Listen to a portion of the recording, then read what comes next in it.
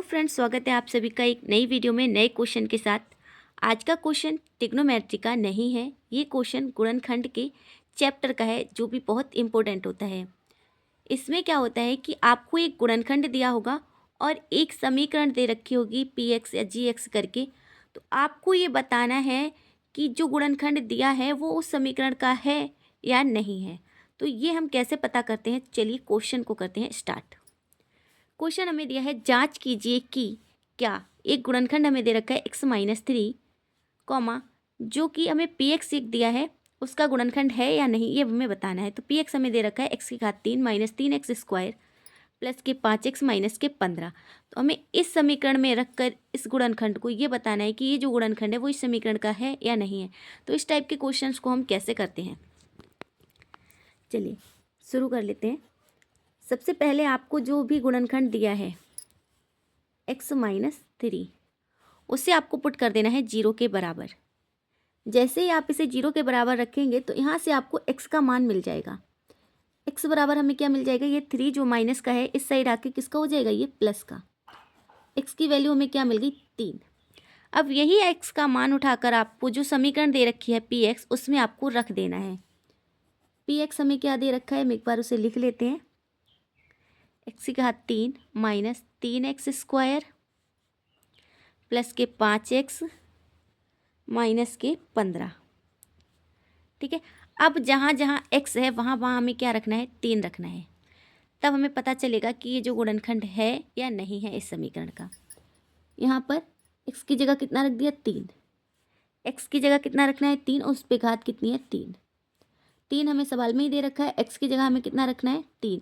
3 की घात 2 प्लस 5 हमें सवाल में दिया है, x की जगह हमें कितना रखना है, 3 माइनस के 15। अब देखिए, जब आप 3 की पावर 3 का मतलब ये होता है कि 3 की गुणा 3 बार करनी है। तो 3 तिया 9, 9 तिया 27।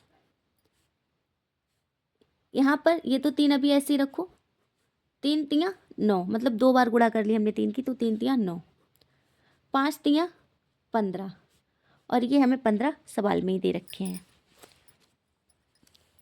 ये आ गया हमारे पास 27, और ये भी 3 ने 27 प्लस के 15 और माइनस के 15। अब यहाँ देखिए, आप प्लस माइनस एक दूसरे से कट जाएंगे, सेम नंबर प्लस माइनस में। ये प्लस का 27 माइनस का 27 कैंसिल, प्लस के 15 माइनस के 15 कैंसिल। हमारे पास P3 क्या आया, P3 चल रहा था इधर, P3 बराबर क्या आया, 0। जैसे ही हमारा ये जो हमने x की वैल्यू रखी और उसके बराबर में 0 आ गया, तो बस यहीं से हमारे सवाल का आंसर मिल जाएगा। यहाँ पे अगर 0 आया तो ये जो दे रखा था x-3 वो इस पी एक्स का गुणनखंड है। अगर यहाँ पे 0 की जगह कुछ भी आ जाता, 1 2 3 4 माइनस में कोई नंबर, तो ये जो होता x-3 वो पी एक्स का गुणनखंड नहीं होता। तो आपको एक लाइन लिखनी है, क्योंकि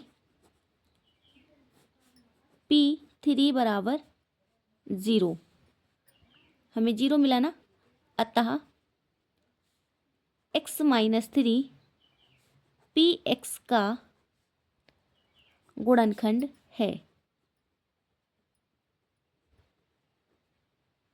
गुणनखंड है।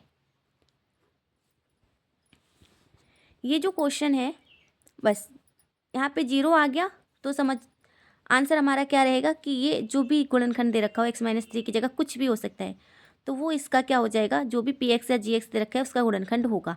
अगर यहाँ पे 0 की जगह कुछ भी 1 2 3 4 माइनस का कोई नंबर आ जाए तो ये गुणनखंड नहीं है। ये जो सवाल था वो 9th क्लास का सवाल था। 10th में भी इस टाइप के सवाल होते हैं। तो सवाल आपको समझ में आया हो तो प्लीज़ वीडियो को लाइक कर दीजिएगा, और आपके आसपास जो भी 9th 10th में हो आप उन्हें ये क्वेश्चन ज़रूर से शेयर कर दीजिएगा, ताकि उन्हें भी आसानी से समझ में आ पाए। मिलते हैं एक नेक्स्ट वीडियो में नए क्वेश्चन के साथ, तब तक के लिए सभी को राधे राधे।